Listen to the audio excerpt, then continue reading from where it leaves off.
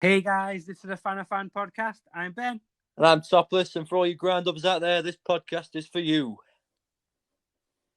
Right, guys, so today, roles are reversed. I'm going to be interviewing the other co-host, Jake Topliss. Hi, Jake. How you doing? I'm good, pal. Are you?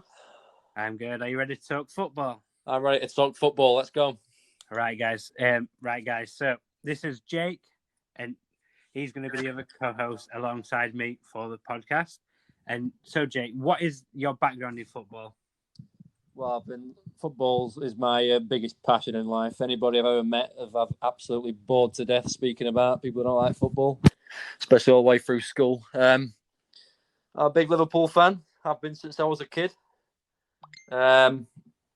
Favourite players: Steven Gerrard, Michael Owen, Torres over the years, Suarez, all that lot, and quite a lot of them in the team today.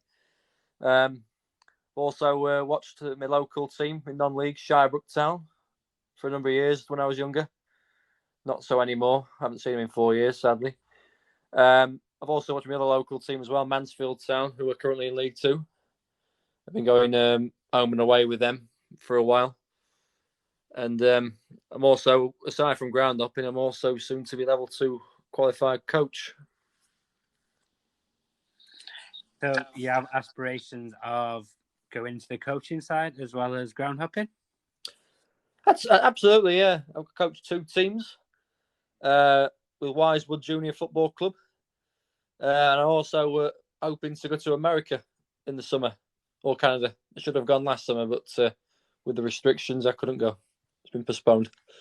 Well, just before we go into the next question, as a coach myself, I've also been to America. So I highly recommend, as a coach, going out there. It's a completely different setup to England, and I'm sure you'll have a great time, mate. So good luck with that one. Thank you. So you said you're a Liverpool fan. I'm going to start off with a really nice question. What do you think to winning the league last season? How did it make you feel? I absolutely loved it. I can't lie. Absolutely loved it. And to say I actually got to 2 of the games as well. I saw him at Bramall Lane, the Sheffield United game. I had to sit with the Sheffield United fans. I did it, and when the goal went in, I had to sit on my hands and chant Dino with all the other Sheffield United fans. That was the only chant I did that game. It wasn't for the same reason you were, would you believe? No, and then I terrible mistake from Dino. That one. It wasn't just a bit, yeah. Get your body behind the ball was the first thing that came to mind when I had my next coaching session for the goalies. Yeah.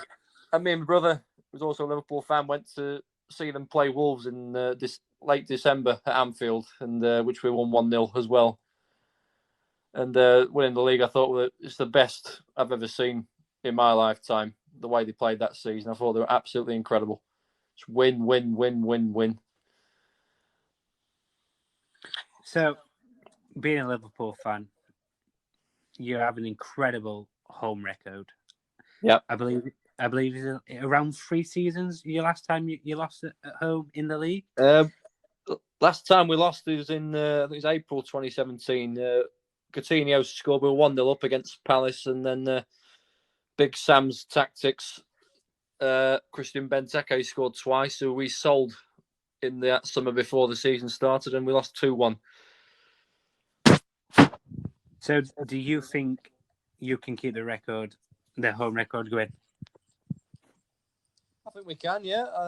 Obviously, last night wasn't a good result. It's not been a good spell for us at the moment. I haven't won in 3. But I'm sure every team has to go through a bad spell in a season. So I'm sure we'll bounce back. I'm still confident we can do it. But I just don't want to lose to Man United again, because it'll hurt. I'd love to beat them in the title race. A lot more than I'd like to beat City, obviously, for the rivalry. I mean, because if we win, we're level with them. We're level with them on 20 titles. If they win, they're on 21. We're stuck on 19. Puts them 2 ahead again. So, yeah, it's very important that we get it done this season, I think. Well, this is the thing. It's still all to play for. I believe it's a lot more closer than last season. It's not a two-horse race like it was.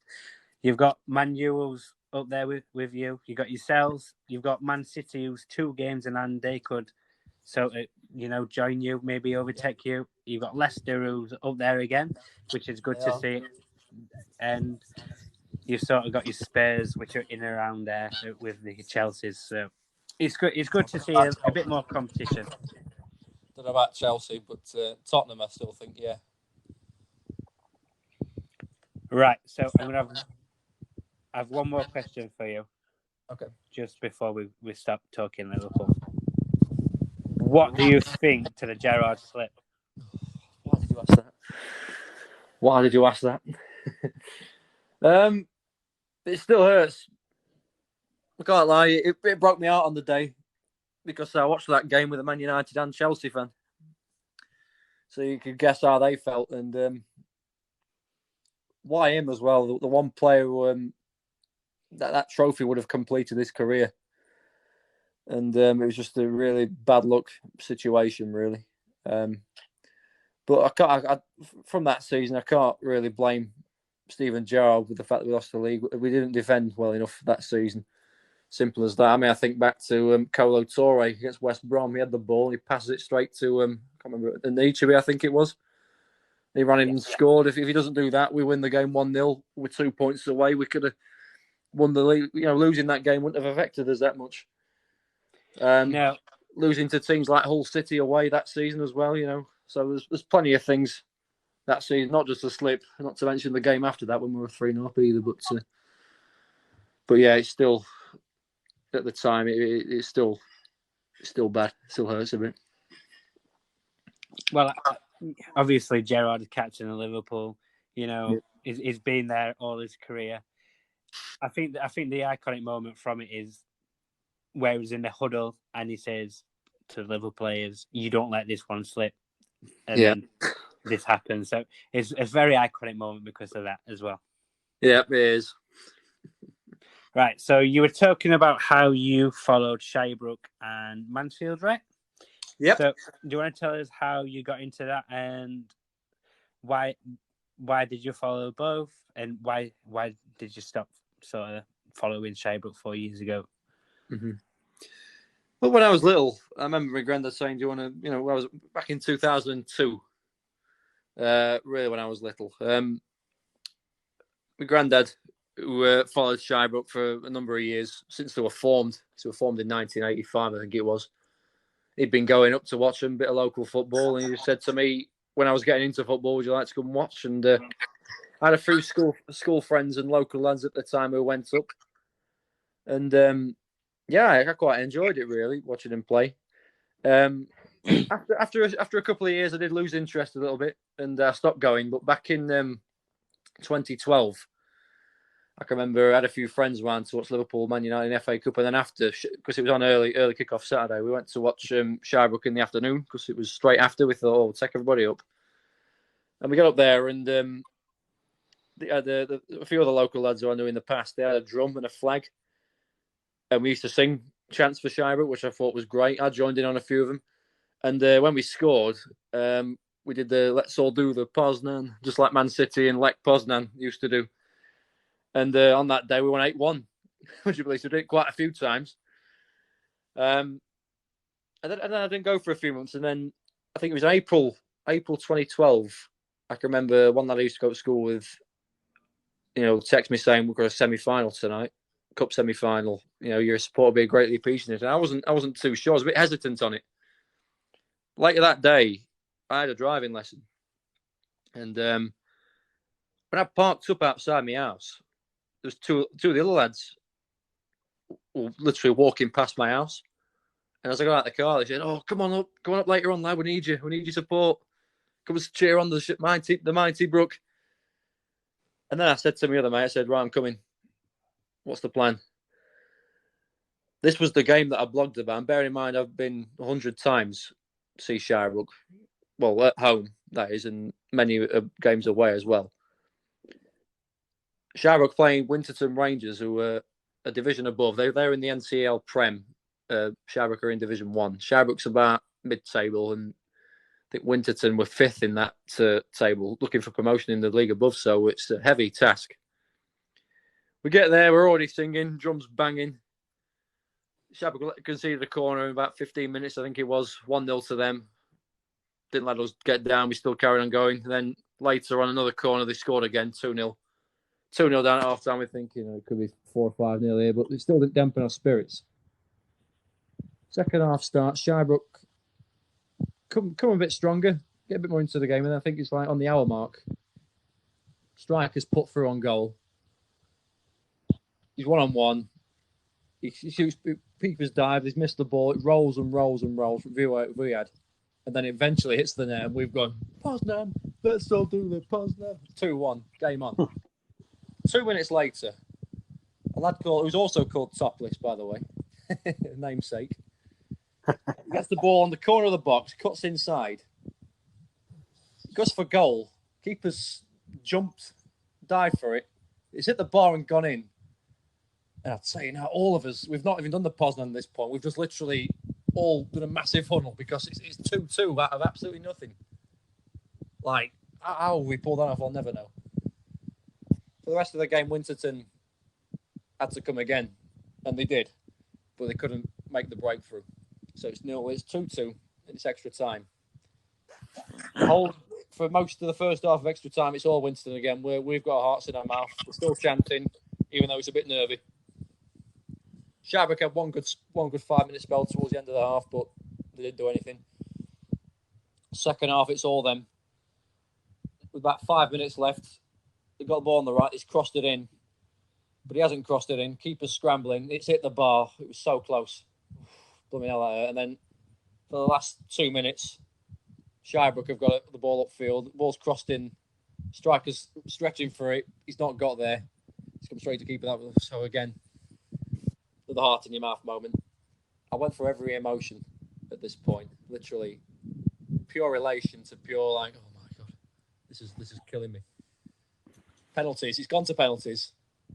We've gone behind the goal as you can do it non-league. Shirebrook go first. We score. They miss. They've skied it. So we're looking at each other thinking, it's our night. It's our night here. We scored again. They score. We score again. They score. Fourth kick, we've missed now. The keeper saved it. It's their kick now. Our keeper saved it. Shirebrook to score next. They win through. McGurk, his name, I think he was. Steps up. He scored. We've gone on the pitch. Players have ran onto us. Oh, my God. And I nearly didn't go to that game, by the way. And still to this day, one of the best games I've ever seen. Definitely the best with Shirebrook. And it was from that moment on I said to the lads, I'm coming every home game now. And we had some great times. I don't have any contact with them anymore because life moves on, really. I moved to Sheffield after a few years to come to uni. I'm still here now. But Shirebrook times, some fantastic times. And I've always had a high opinion of non-league football from then. After a while at Sheffield, I watched Sheffield United a few times. I remember in the League One season when you got promoted. I was there for a few games.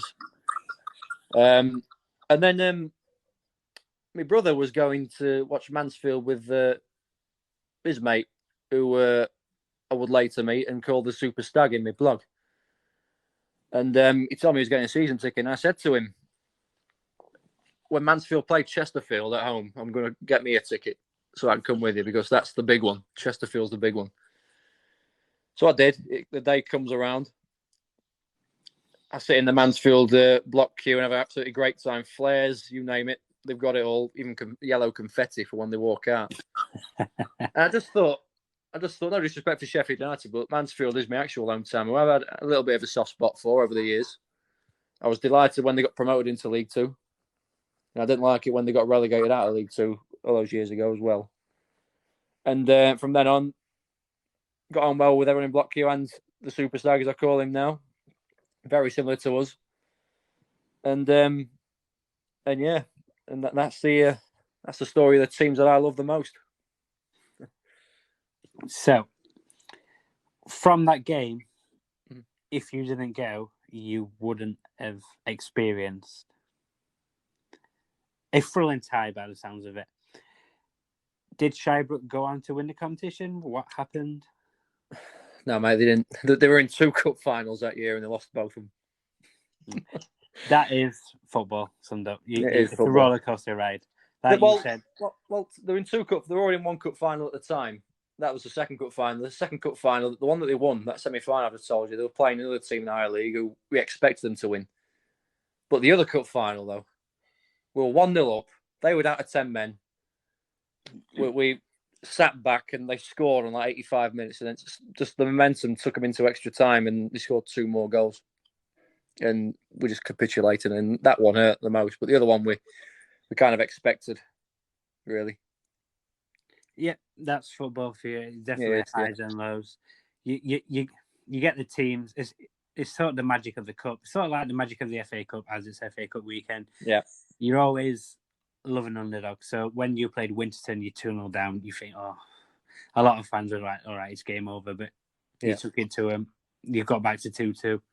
Mm-hmm. You grinded out to penalties, and again, penalties. It's the luck of the draw. Where you going? You've won. Yeah. And I can imagine the celebrations after.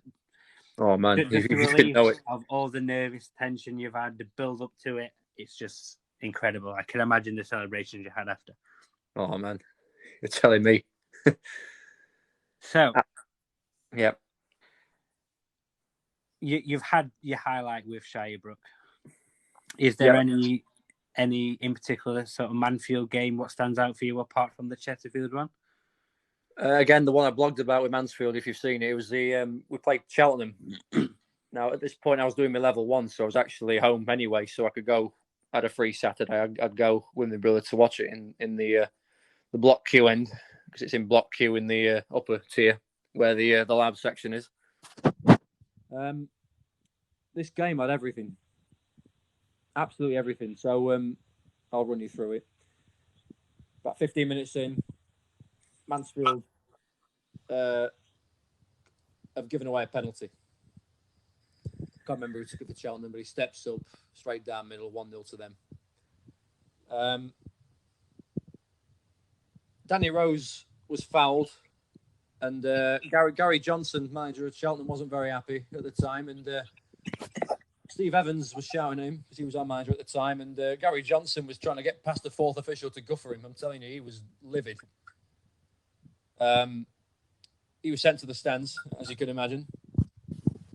I think the player was sent off for the foul on Danny Rose. It was a half challenge. I think there was the use of an elbow at one point. I can't remember fully. But yeah, I think he was sent off. Quite a few people weren't happy with Danny Rose that season for diving, but it weren't diving. Game goes on. Mansfield get an equaliser, pass across goal from a corner. Found CJ Hamilton, couldn't miss, 1-1. Game carries on. It's still 1-1. Mansfield are attacking. The ball's loose, and Hayden White's gone in 2-footed. I tell you now, that was a horrendous challenge. And you can guess what happened. Red card. 2 red cards. It's 10 against 10 now. Ball played forward. Again, I can't remember his name for Cheltenham, but he's running and scored. He's come celebrating right in front of us. Their fans have ran down the steps to celebrate in front of us as well. It's 2-1. It's all Mansfield after that. And they find the equaliser. Ball squared to Kane Emmons after some good play. Open net. On the turn. Finds the net. 2-2. 10 minutes to go. We're thinking, come on. Let's get the momentum up. Another bad foul from Cheltenham. It results in another red card. 3 red cards. I mean... Wait, you don't get that much in a game, do you? Oh no, some refs are scared to hand out 1. Definitely. 94 minutes are on the clock. Mansfield are coming forward again. Mal Benning's had a shot. It's blocked. It falls to CJ Hamilton, but point blank. He hits it. Get in. Goal.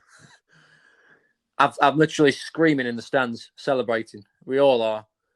My mate, the Super Stags, punched my brother in the face celebrating that hard. It didn't hurt him, though, because we were celebrating. It felt so good. And at the end, they've come forward straight after. They've missed it. It's a goal kick. The ball boy is being heckled by their fans because he's walking to get the ball. I mean, looking back, that game had everything. A penalty, manager scuffle, 3 red cards, a last-minute winner. To sum it all up, 5 goals, and that was the best 25 quid I've ever spent, I think, at League 2 level. I mean, there's been a lot of highlights with Mansfield, been a lot of highlights with Shirebrook, but those two are the games that I remember the most, and the ones that are on the site. So, as you keep mentioning, you say you've got blogs. So you have a website, your website, Topliss at the Turnstiles. Indeed. So do you care to talk more about the website, what it's about? So eventually, as the more and more with Mansfield, I started to like to go on away games more than home games. You know, I like the day out. I like to visiting new grounds. And me and my mate, the Super Stag, I call him, you know, we're talking about, you know, getting these grounds ticked off. We wanted to see more grounds. And we were talking to other fans as well who'd actually done the 92 Club, as it's called, which is every Premier League, Championship League 1, League 2 ground. And probably more with teams being relegated over the years as well. And like I said, I love the day out, and it just became more and more where I stopped going to home games and started going to away games. And there was one back in October 2019. I remember having a free Saturday. Normally, I'd be either coaching or out and about downtown with a few friends, but this weekend I didn't. So I thought, well, let's tick another ground off. So I went to watch Rotherham, and again had a great time. And then the week after that, Mansfield played Walsall away. And I remember after that, that Tuesday, I saw Man City selling tickets for the Carabao Cup against Southampton for 16 quid. And by the way, it's half term for me because I'm a teacher. I'm not going to be in work on Wednesday morning. I thought, gotcha, I'm off. And just from then on, really, ground hopping just become a fantastic hobby, really. And the more and more I did it, the more and more I thought, well, I could do with somewhere to put all these memories that I've got. And that's when I thought, well, after being a big fan of the Smith and Charlie's On the Road series and Ellis Platten's away days, and there's a channel called Match Days as well. A lad from Doncaster does one. I don't know his name. The more and more, you know, I thought, well, I could have an input. I'll do a blog because I'm not really that intelligent enough about the technology of all that and editing a video. So I thought, well, let's put it into a blog instead of a vlog. And I was doing them. If you've seen my blog as well, I like to take a selfie before the game and put like a hashtag with my name in it. I remember I first did that at Donny Rovers when I went there. Well, I discarded that photo like an absolute idiot. But yeah, when I sent it, my mates were laughing when they saw me that night, saying that hashtag made my day. So from then on, it just became a habit. And one day, I was at a ground, took a picture and thought, right, what's the hashtag today? And I thought, right, Topliss at the Turnstiles. And then I thought, actually, no. There's your title. There's your blog title. And the rest, as they say, is history. So, Toppers of the Turnstiles, it is a blog about football matches you visited. So how many different grounds and different vlogs do you have so far? Oh, blogs, sorry, not vlogs. For grounds, I've done 62 visits, and then I've done about 9 separate posts because I got bored during the last lockdown. Okay. I think some more ideas for this one. So on your website as well, I've had a quick look through, and you have a ratings table for each ground you visited. You have a different rating. Yeah. Do you care to explain more about what the ratings are and how you get to those ratings? Well, I've always I've read quite a few ground upper blogs, and I think they're very good. I like to have my own input on them though, and I just think, obviously, from my experience of teaching and covering English, and how to grab the attention of a reader and make readers want to read your work, I thought, well, if I put something like a ratings on, it's going to make people want to see how their club's rated by me. So I thought, right, let's think of some ratings ideas. Obviously, Smith and Charlie do that, but I think let's do something different. I'm a big fan of atmosphere, so I thought, right, atmosphere's got to be one. But the ground itself's got to be one. You know, do I like the ground by looking at it? Is it a nice place? The price of it all. Am I getting what I've paid for? And the overall day out. So, like, is the game been good? Have I met people? Have I had a good day out, basically? And I rate them all out of 10 and give them a total score of 40. So, what's the highest score you've gave someone so far? Leeds United, I gave 38 in total.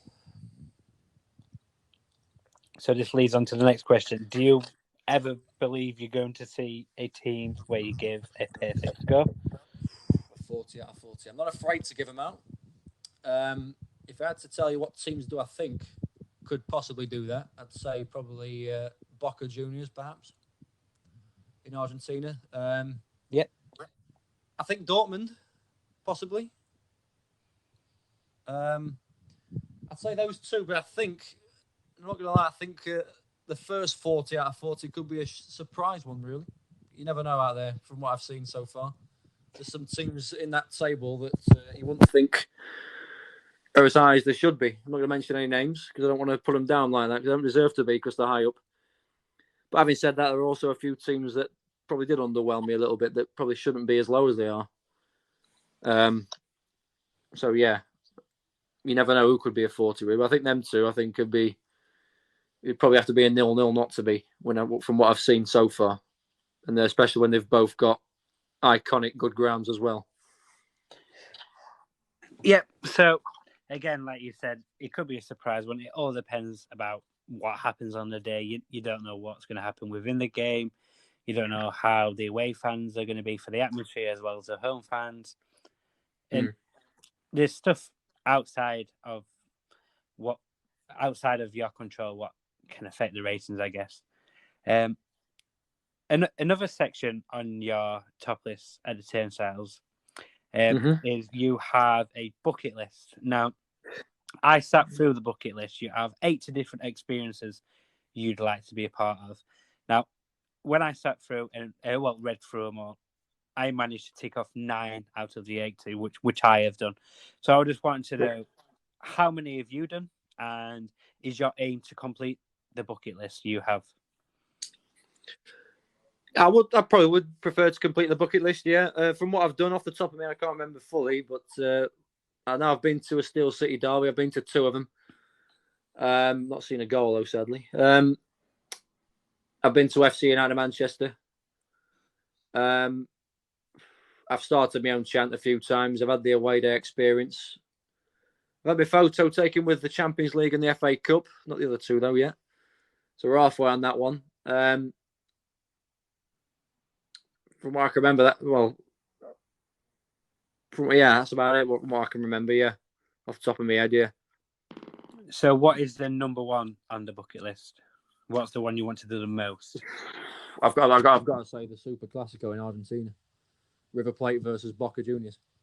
From what I saw on Copa 90, that looks absolutely incredible. And what team would you like to stand with? Would you like to be the River Plate team? Oh, the Boca Juniors. It'd have to be whichever end I'm sat in. I just want football to win. Football. As Smith says. Okay, so what's your favourite ground you say you've visited so far?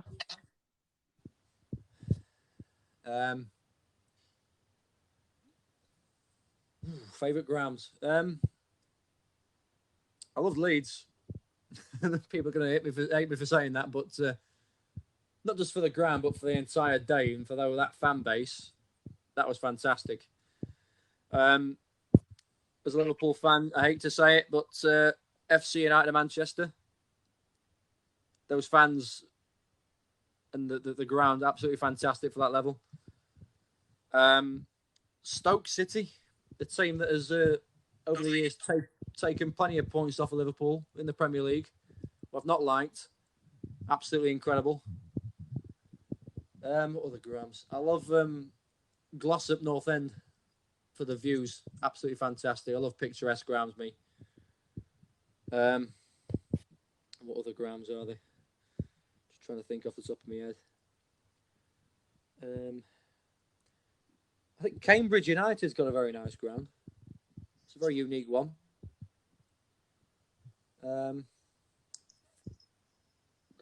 So you talk about the picturesque grounds. Yeah. What you're looking for in the background. What would you prefer? So an example I have is in the MLS, I've been to the Philadelphia Unions. The picturesque ground for that is you have a bridge, which is behind one of the stadiums. It's in the backdrop. What would you want as your picturesque? What you're looking for? Either some lovely mountains or a skyline city. I mean, can you imagine having one in Singapore and have the what's it called? Marina Bay at the background. Yeah, that'd be absolutely incredible, mate. Yeah, something like that, you know. Not that you want to look at it all game like. You're going to watch the football, don't get me wrong, but... Well, it all depends what's happening on the pitch, mate. I can remember I was at Fulham, which is Craven Cottage, and as you know, they're bang next to the River Thames. Now, we had them in the FA Cup tie, and we was 3-0 down. It was a night match, and at 3-0 down, I think I was spent most of the time watching these people rowing on the River Thames than what I was more interested in the game, because we was absolutely shocking at night, and it was just something different. It's something you don't see every day. Yeah. Right. So, what do you like about ground hopping? What gets you excited about it? The day out, the visit to potentially a place you've never been before. I mean, there's some places out there that have surprised me how nice they are. They get quite a lot of bad rep, really. I mean, when I went to Rochdale, the place where the ground isn't particularly anything special, but like the town centre's really quite nice. Even though it's really small, it's quite picturesque, I'd say. Really nice. Halifax as well, that gets a bit of stick, but that's really nice as well. That's got some nice views. Glossop again, lovely little town, especially with the views as well. Lovely day out. So, the day out to somewhere I've never been before. Meeting new friends, yourself included. There's always people to meet at ground hoppers who've got plenty of stories to tell, not just on the travels from the club that they support as well. They're always special. They always make your day. Potential of watching a good game as well. You know, it's the game that we love. I remember the other week, after the first game after lockdown, I went to watch the game, finished 4-3. Plenty of drama. Losing team with 3-1 up as well, so you've always got that as well. So, yeah, say all those things. So, obviously, we're back at the end of a lockdown, so there's not really going to be much you can visit. So, once we're back out of lockdown, is there any team you're like, all right, I'm going to jump at the opportunity now. I want to get this ground done. I want to do it ages. Is there any teams, what's up there ready for you to visit the ground?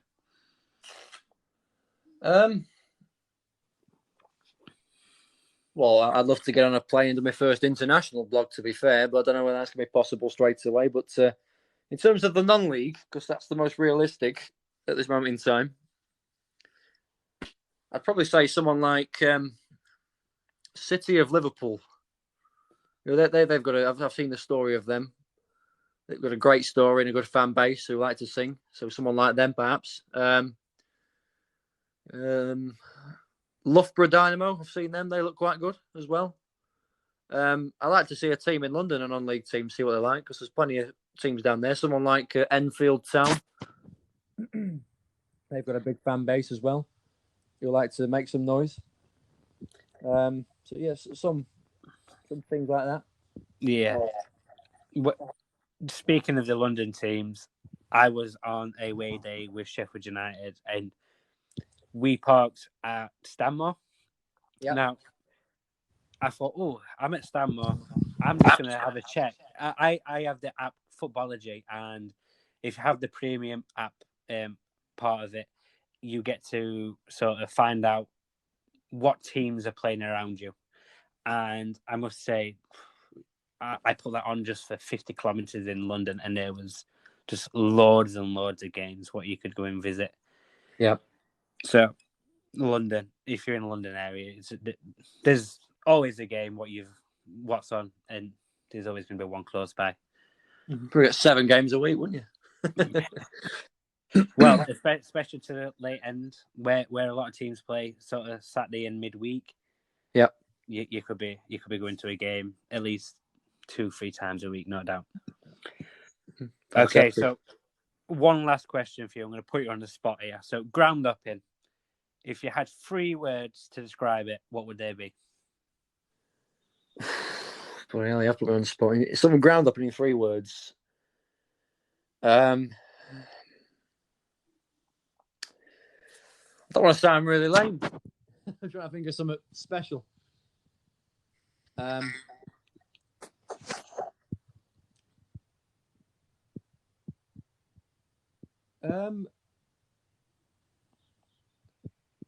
Surprisingly, interestingly, if that's a word, incredible. Well, I said that. Surprisingly, interestingly, incredible. That's the best I could think of on the spot. Okay, so just before we go, we have a Twitter page called @FANA. So feel free to follow, guys. Lots of other social medias will be coming out in due course, and this will be aired on lots of different platforms. So feel free to like, subscribe, and follow on whatever platform. And just like we've had me and Jake, we are hoping to get other guests on. Is that right? Indeed, yeah. Like I say, for all you ground uppers out there, this is for you. We'd love to hear you. We'd love to hear your story and more. So if anyone's listening would like to come on, then you're more than welcome. Just drop us a message and we'll get in touch. Guys, feel free to tweet us on Twitter. We'd love to have you and hear your story. Okay. This is for all the ground uppers out there for you. Thank you. Goodbye. Thank you very much. Goodbye.